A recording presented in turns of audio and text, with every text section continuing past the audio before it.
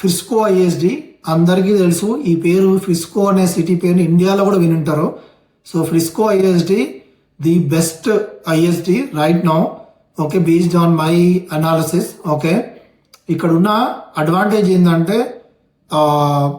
Two many number of schools ఉన్నాయి most recent టైంలో. And ఇక్కడ ఉన్న ఐఎస్డిస్లోకి నాకు తెలిసి హైయెస్ట్ నెంబర్ ఆఫ్ స్కూల్స్ ఉన్న డిస్ట్రిక్ట్ ఏదైనా ఉందంటే అది ఫ్రిస్కో ఐఎస్డి. అందరికీ తెలుసు మన తెలుగు గ్యాంగ్ ఎవరైతే ఉన్నారో గ్రూప్ ఆఫ్ పీపుల్ ఇండియన్స్, దానిలో almost majority of the people ఫ్రిస్కోలో ఉన్నారు.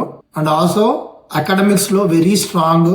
అట్ ద సేమ్ టైం అక్కడ చాలా న్యూ స్కూల్స్ ఉన్నాయి, క్లియర్ ఇన్ఫ్రాస్ట్రక్చర్ ఉంది. ఎందుకంటే అది ఫ్రిస్కో ఐఎస్డిలో majority of the schools most recent టైంలో కట్టినవి. అంటే లాస్ట్ 1 to 2 years కాదు, లాస్ట్ 5 to 8 years లో కట్టినవి. And majority of the schools చాలా ఇన్ఫ్రాస్ట్రక్చర్ క్లియర్ గా ఉంది, నీట్ గా మెయింటైన్ చేస్తారు.